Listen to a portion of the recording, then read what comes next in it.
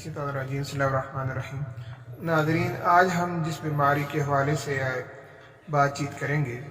اسے نرگسیت بھی کہا جاتا ہے اور خود پسندی کے نام سے موسوم کیا جاتا ہے۔ کیا خود پسندی کے نتیجے میں انسان جو ہے وہ دوسروں سے دور ہو جاتا ہے؟ کیا سیلفی کی عادت جو ہے وہ بھی خود پسندی کا ایک اظہار ہے؟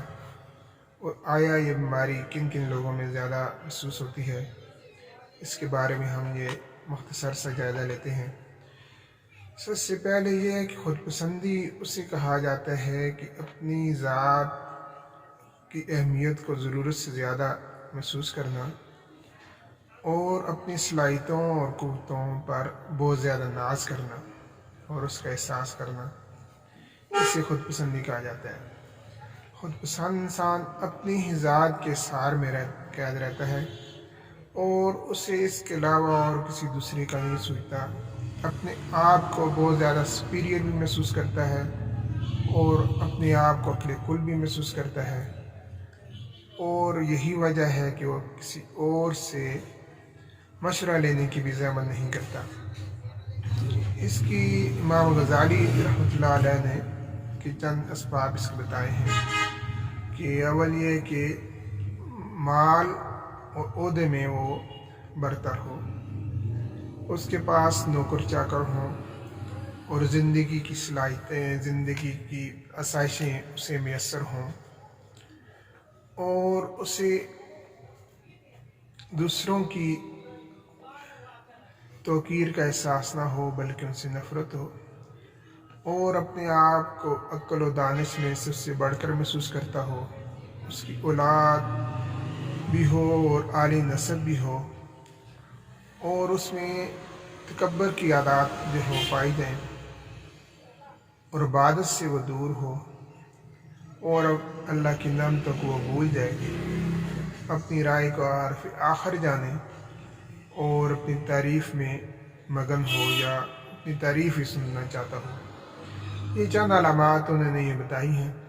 برطانوی کنسلٹنٹ کے مطابق نرگسیت کا یا خود پسندی کا پیشنٹ ہم اسے کہہ سکتے ہیں کہ جسے کم و بیش اس کے اندر 5 علامتیں پائی جائیں۔ انہوں نے 8-10 علامتیں بتائی ہیں، تو لیکن یہ ساتھ کہا ہے کہ جس میں 5 علامتیں پائی جائیں تو اسے خود پسندی کا پیشنٹ کہہ سکتے ہیں۔ یہ کہ ہر وقت اپنی ذات میں مگن ہو، اپنے آپ کو عقل کل سمجھتا ہو، اپنی رائے پر فوقیت دیتا ہو، مغرور ہو، خود پسند ہو اور اسے دوسروں کے بارے میں وہم ہو، اپنے رشتہ داروں کے معاملات میں صرف اپنی ذات کو وہ ترجیح دیتا ہو، اور اس کے ساتھ ساتھ اسے خوشامد کی شدید خواہش ہو، دوسروں پر شک کرتا ہو اور مغرور اور گمنڈ کا رویہ ہو اور ہر چیز پر اپنا حق جتاتا ہو، ہر وقت اسے اپنی اہمیت کا احساس ہو، اپنی طاقت اور قوت کا اسے وہم ہو، اور اپنے آپ کو دوسروں سے بالکل الگ تھلگ اور انوکھا اور منفرد تصور کرے، اور اس کے ساتھ ساتھ اس کے اندر ہمدردی کے جذبات کی کمی محسوس ہو، دوسروں کے ساتھ اس کا رویہ ہمدردانہ نہ ہو۔ یہ چند اس نے علامات بتائی ہیں،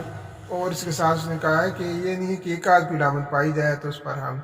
فتویٰ بازی کر دیں، بلکہ اس میں کم و بیش آدھی علامتیں اس کے اندر پائی جائیں تو تب ہم کہہ سکتے ہیں کہ وہ خود پسندی کا پیشنٹ ہے۔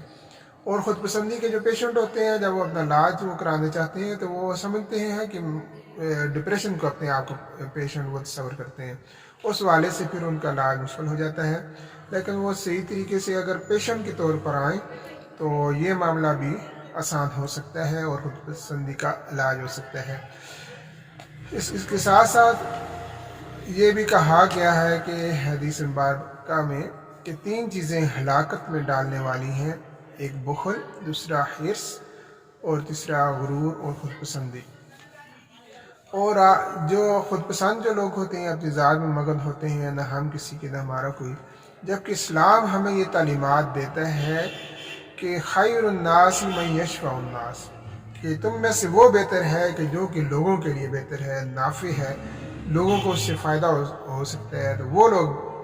بہتر ہیں، نہ کہ مال والے، حسن والے یا اور عہدے والے۔ اور یہ خود پسندی ایسا مرض ہے کہ جسے ہم یہ کہہ سکتے ہیں کہ یہ امیروں اور رئیسوں، حکمرانوں اور افسروں اور بیوروکریسی کا مرض ہے، تو ان کا یہ مرض ہے۔ اور وہی لوگ خود پسند بھی ہوتے ہیں، خوشامد پسند بھی ہوتے ہیں، انہیں طاقت اور قوت کا گمان بھی ہوتا ہے، اور بالآخر وہ آہستہ آہستہ لوگوں سے دور رہنا بھی چاہتے ہیں اور ہو بھی جاتے ہیں، اور عملاً وہ لوگوں کے دل سے بھی نکل جاتے ہیں۔ اور اس خود پسندی کا نتیجہ یہی ہوتا ہے کہ انسان اخلاقاً اور عملاً کھوکھلا ہو جاتا ہے، اس کے اندر کچھ نہیں ہوتا سوائے بڑے بڑے دعووں کے، وعدوں کے اور ڈینگوں کے اور شیخیاں پکارنے کے، باقی اس کے پاس عملاً کچھ نہیں ہوتا۔ یہ خود پسندی۔ اور پھر خود پسندی کے بارے میں کہا جاتا ہے کہ یہ نوجوانوں کا مرض ہے۔ بڑی عمر کے لوگ جب انہیں آٹے دال کا باؤ معلوم ہو جاتا ہے، حالات سے آگاہ ہو جاتے ہیں، ان کا جب تجربہ بڑھ جاتا ہے تو اس کے بعد وہ حقیقت کو سمجھنے لگتے ہیں اور اس بیماری سے وہ دور ہو جاتے ہیں۔ اور اس معاملے میں لوگوں کو کی تکلیف کا خود پسند بندے کو احساس نہیں ہوتا، اور وہ متکبر بھی ہوتا ہے، جبکہ اللہ تعالیٰ فرماتا ہے ان اللہ لا یحب المستکبرین، کہ اللہ تعالیٰ یہ متکبر لوگوں کو پسند نہیں کرتا یا شیخی پکارنے والوں کو پسند نہیں کرتا۔ اور یہی بھی فرمایا گیا ہے کہ جس کے دل میں رائی برابر بھی تکبر ہوگا وہ جنت میں نہیں جائے گا، اور متکبر لوگ قیامت والے دن جو ہیں وہ چیونٹیوں کی مثل ہوں گے اور لوگ انہیں رونتے ہوئے چلے جائیں گے۔ تو یہ ساری باتیں جو ہیں ایک نفسیاتی عارضہ ہے یہ خود پسندی، اور اگر کسی کو یہ احساس ہو جاتا ہے کہ میرے اندر یہ مرض ہے تو اسے اس کا علاج کرنا چاہیے۔ اس وقت ایک اندازے کے مطابق 6% جو امریکن ہیں وہ اسی مرض کا شکار ہیں، اور اس مرض کو نارسسٹک پرسنالٹی ڈس آرڈر بھی کہا جاتا ہے، اور NPD کے نام سے بھی موسوم کیا جاتا ہے۔ اور اس کے معنی یہی ہے کہ اپنے آپ کو بہت زیادہ اہم سمجھنا اور اپنی اہمیت اور صلاحیت کا حد سے بڑا ہوا احساس، یہ بلاخر خود پسندی کو جنم دیتا ہے۔ اور یہ ایسا نفسیاتی عارضہ ہے کہ جس کا اگر انسان کو اگر احساس ہو جاتا ہے، یہ تو مشکل ہی ہے کہ ایسے خود پسند لوگ جو کہ صرف وہ خوشامد پسند نہیں ہوں، اپنی تعریفیں سنتے ہوں، تو انہیں تو اس مرض کا احساس ہی نہیں ہوتا کہ ہمارے اندر موجود ہے، لیکن اگر احساس ہو جاتا ہے تو اس کا علاج کرنا چاہیے۔ کیونکہ ایک اور بھی غالباً حدیث مبارکہ ہے کہ خوشامد کی عادت سے انسان جو ہے وہ اندھا اور بہرا ہو جاتا ہے، یعنی کہ نہ اسے اپنے عیوب پر نظر پڑتی ہے اور نہ ہی اسے اپنے خلاف کی بات سننے کی اسے خواہش ہوتی ہے۔ تو اس عیوب میں سے شامل کیا جاتا ہے، اور اس سے ہمیں بچنے کی سبیل کرنی چاہیے۔ اور اس کے ساتھ ساتھ مختلف جو ماہرین ہیں انہوں نے یہ مشورہ دیا ہے کہ ایسے بندے کو عاجزی اور انکساری اختیار کرنی چاہیے۔ نبی اکرم صلی اللہ علیہ وسلم کے اندر عاجزی اور انکساری حد سے زیادہ بڑھ کر تھی، اور فتح مکہ کے دن بھی آپ ان کے طرز عمل سے بھی دیکھ سکتے ہیں کہ کس انداز میں ان کے اندر عاجزی تھی۔ دوسرا یہ ہے کہ اپنی ذات پر، اپنی صلاحیتوں پر، اپنے مال و دولت پر گمان کرنے کی بجائے اللہ تعالیٰ کا شکر ادا کرنا چاہیے۔ اور خود پسند انسان جو ہوتا ہے وہ ناشکرا ہوتا ہے، اس لیے جب اس کا ہم شکر ادا کریں گے تو یہ عادت بھی ہم سے چھوٹ جائے گی۔ اور اللہ تعالیٰ نے فرمایا ہے کہ لَإِن شَكَرْتُمْ لَأَزِيدَنَّكُمْ وَلَئِن كَفَرْتُمْ إِنَّ عَذَابِي لَشَدِيدٌ، کہ اگر تم شکر کا رویہ اختیار کرو گے تو میں تمہیں مزید نوازوں گا، اور اگر تم ناشکری کرو گے تو یہ جان لو کہ میری سزا جو ہے انتہائی سخت ہوتی ہے۔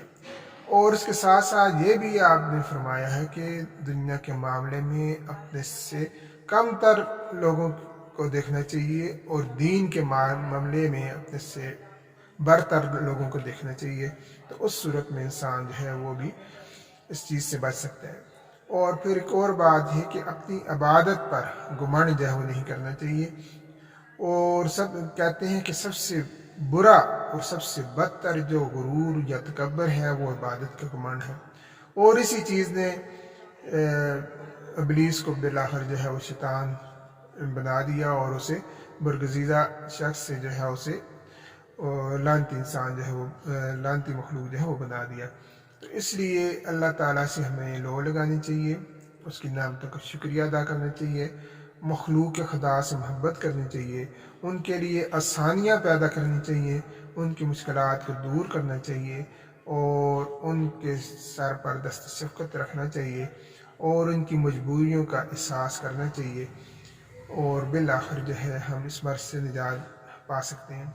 اور اس کے ساتھ ساتھ اگر ہمارے اندر جب انسانیت سے محبت ہوگی، مخلوق خدا سے محبت ہوگی، تو یہ بیماری جو ہے ہماری جان جو ہے وہ چھوڑ دے گی۔ اس کے علاوہ اس کی مختلف ادویات بھی ہیں جو کہ علامات کے مطابق دی جاتی ہیں، اور ایسا کسی کا مسئلہ ہو تو آپ اپنے معالج سے رجوع کر سکتے ہیں۔